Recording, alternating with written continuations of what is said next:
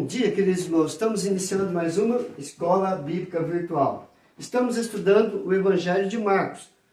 Hoje nós vamos ver do capítulo 4, do verso 35 a 41. O texto nos diz: naquele dia, sendo já tarde, disse-lhe Jesus: passemos para a outra margem. E eles, despedindo a multidão, o levaram assim como estava no barco, e outros barcos o seguiam. Ora, levantou-se grande temporal de vento, e as ondas se arremessavam contra o barco, de modo que o mesmo já estava a encher-se de água. E Jesus estava na popa, dormindo sobre o travesseiro. Eles o despertaram e lhe disseram: Mestre, não te importa que pereçamos? E ele, despertando, repreendeu o vento e disse ao mar: acalma-te, emudece. O vento se aquietou e fez-se grande bonança. Então lhes disse: por que sois assim tímidos? Como é que não tendes fé? E eles, possuídos de grande temor, diziam uns aos outros: quem é este que até o vento e o mar lhe obedecem? Então nós vamos tirar algumas lições para a nossa vida nesse texto e aprender um pouco mais sobre as nossas atitudes e a atitude de Jesus Cristo. A primeira coisa que nós temos que responder é: as tempestades da vida anulam a bondade de Deus? Você já parou para pensar nisso? Será que as tempestades da vida vão anular a bondade de Deus para com o seu povo? Por que eu estou dizendo isso? Se nós olharmos no contexto geral, nós vamos ver alguns grupos que se diferem com relação a Deus e a sua bondade. Há um grupo que crê que Deus está presente em todo e qualquer momento, sendo bons ou ruins, sejam de tempestades ou não, e eles creem que Deus pode reverter toda essa situação, orando, adorando, né?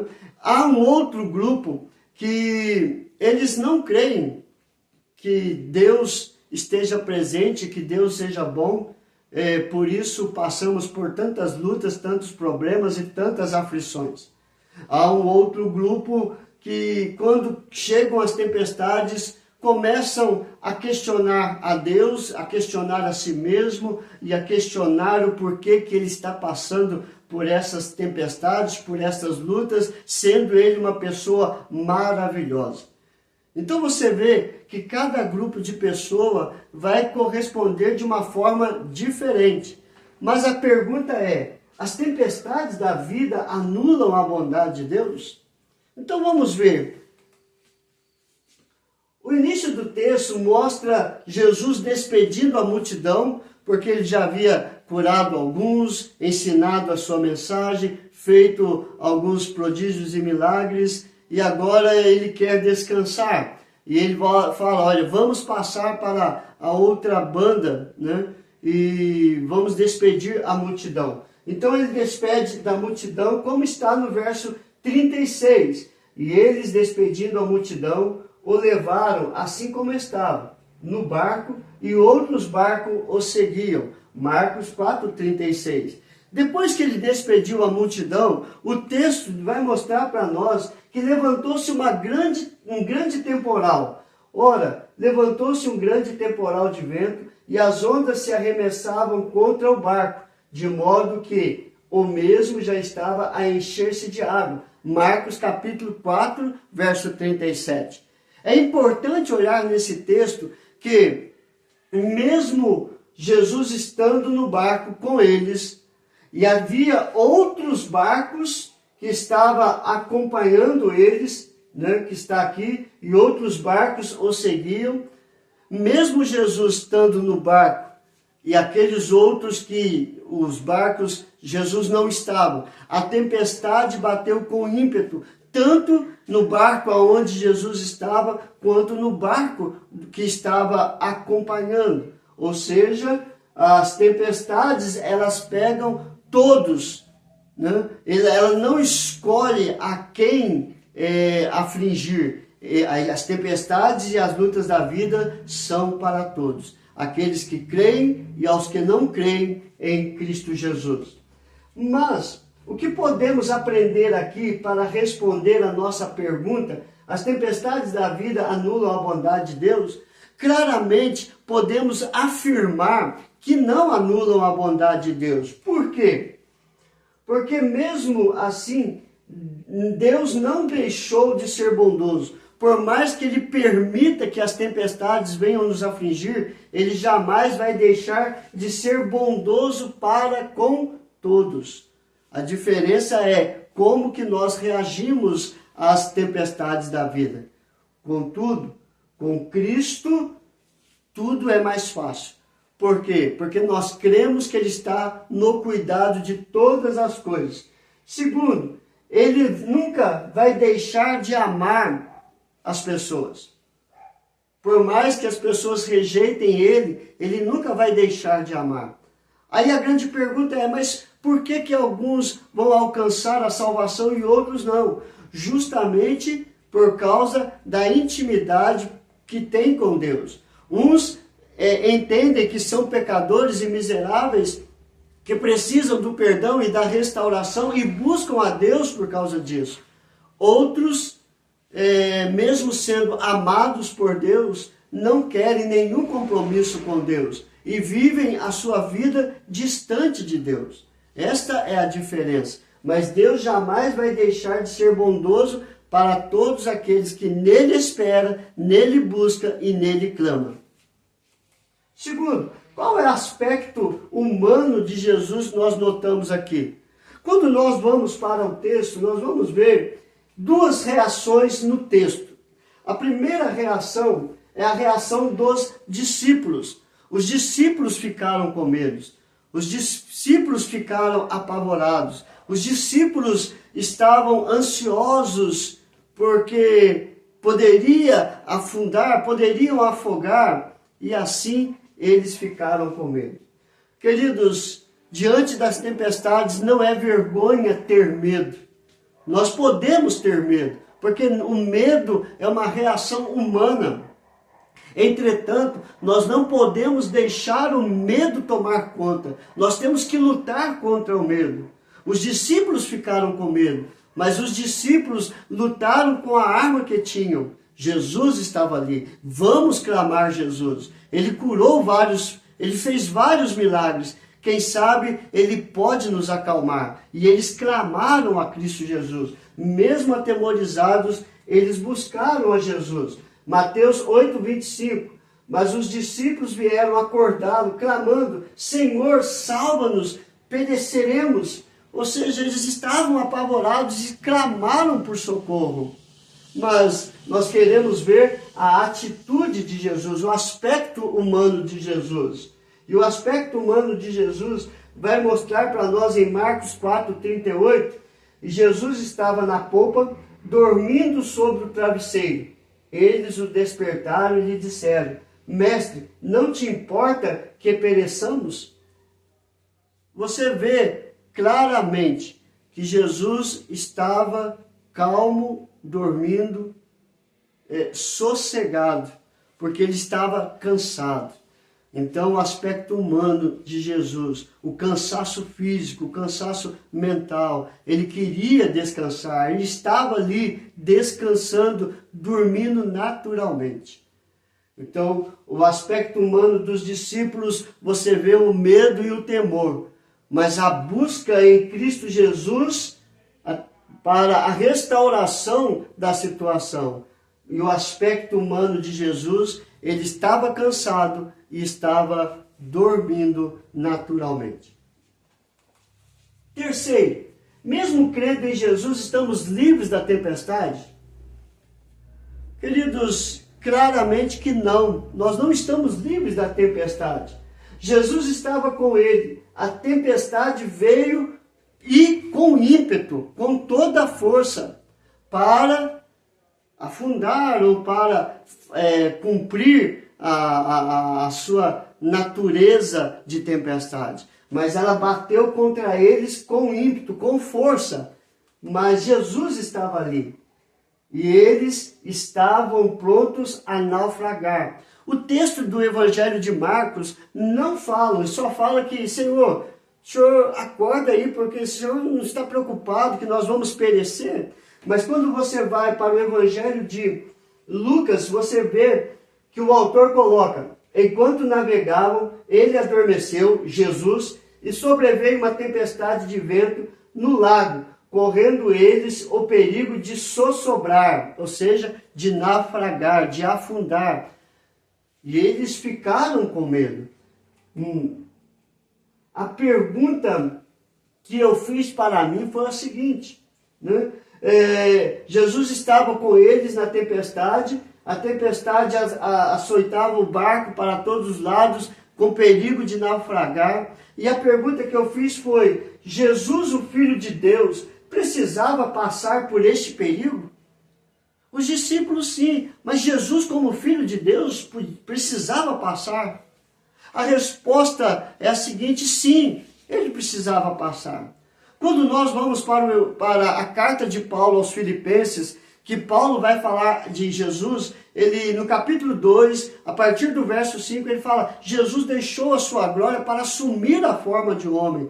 E como forma de homem, ele tinha que passar por todos os revés que os homens passam. As tentações, Jesus foi tentado. Os perigos, Jesus está passando. Para mostrar para nós que ele, sendo homem, ele passou por todos os perigos, confiando no Pai, confiando em Deus. E nós também precisamos confiar em Deus. Então, o que nós vamos aprender aqui? Primeiro, estas coisas vos tenho dito que para que tenhais paz em mim. No mundo passais por aflições, mas tende bom ânimo, eu venci o mundo. João 16:33. Jesus ele fala aqui, primeiro, estas coisas vos tenho dito para que tenhais paz em mim. Ou seja, todas as coisas que Jesus passou e disse é para que possamos ter paz com Ele, paz nele, paz com Deus. Segundo, no mundo nós vamos ter aflições, no mundo nós vamos passar por provações, privações, por lutas. Terceiro, tende bom ânimo, se alegrem em passar por aflições, porque Ele venceu o mundo. E se Ele venceu o mundo, se Ele venceu as tempestades da vida, nós somos mais que vencedores pela fé em Cristo Jesus. Quarta pergunta: o que falta em nossa vida relacionada a esta história, a esse texto? O que falta na nossa vida? Olhando para a atitude dos discípulos, olhando para a atitude de Jesus, o que falta para nós? O que falta na nossa vida? Lembra que eu falei no começo que havia um grupo que crê que Deus está em todos os momentos e através da oração, da adoração, eles buscam a restauração da sua vida, das tempestades da vida? Vemos que um outro grupo começa a reclamar, a murmurar, querendo entender o porquê que eles têm que passar por isso. Então, o que está faltando para nós em relacionada ao texto? A reação dos discípulos demonstra o quê? Eles ficaram com medo, nós também ficamos com medo. Eles clamaram a Cristo Jesus. Aí a questão é, nós clamamos a Cristo Jesus? Nós deixamos de falar com Ele? Nós vamos resolver as tempestades da nossa vida da nossa maneira? A reação dos discípulos demonstra que eles tinham uma pouca confiança em Deus, em Cristo Jesus. Eles ficaram com medo, mas eles clamaram a Jesus. Mas Jesus mostra para os discípulos, primeiro, em Marcos capítulo 4, verso 40, ele vai mostrar que a timidez, homens, por que sois tímidos? Em Mateus capítulo 8, verso 26, Jesus ele vai falar, homens de pequena fé. E em Lucas 8, 25, ele pergunta, aonde está a sua fé? Cadê a fé de vocês? Então, olhando para isso, nós vamos ver o que falta na nossa vida é justamente isso, confiar em Deus. depositar a nossa fé em Deus, fortalecer a nossa fé dia após dia. Cada vez que a minha fé é provada, o Senhor nos dá a chance de crescer um pouco mais. Cada vez que a tua fé é provada, o Senhor está dando a oportunidade de você crescer um pouco mais. Então, o que falta é fé, é confiança. O que isso tem a nos ensinar? Primeiro, as tempestades da vida são uma realidade para todas as pessoas. A diferença é como nós enfrentamos a tempestade da vida. E para enfrentar as tempestades da vida, nós precisamos confiar em Cristo Jesus. Nós precisamos buscá-lo de todo o coração. Segundo, as tempestades da vida vêm para provar a nossa fé.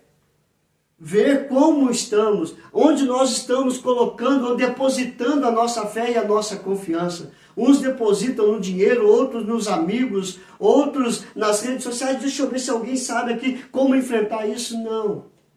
Vem para provar a nossa fé, se nós estamos colocando a nossa fé em Deus.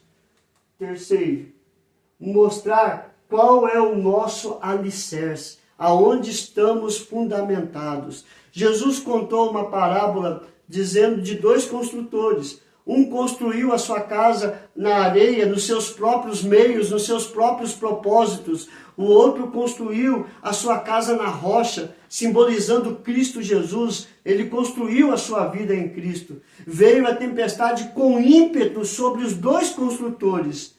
E aquele que estava em Cristo permaneceu de pé.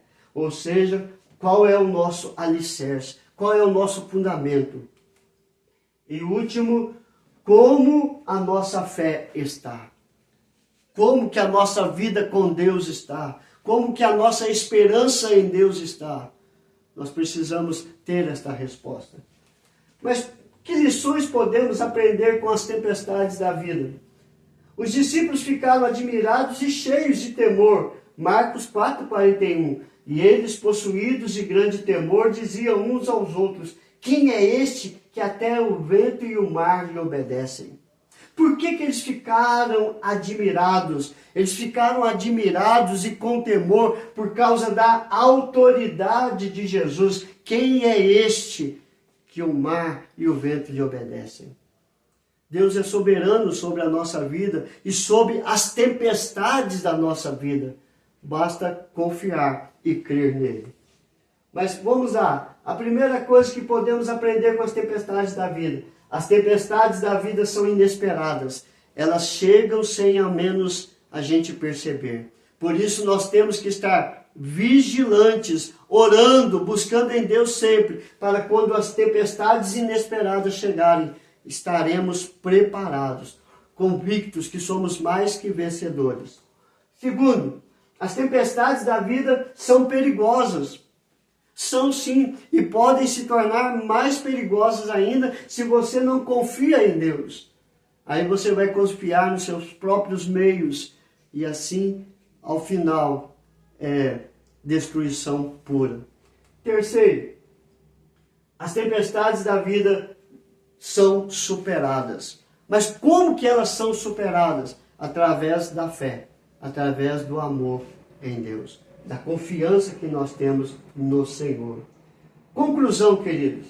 Jesus é e sempre será nosso refúgio e fortaleza, presente em toda e qualquer tempestade. O Salmo 46 diz justamente isso. Deus é o nosso refúgio e fortaleza, socorro bem presente nas tribulações. Que Deus te abençoe hoje e sempre. Vamos orar?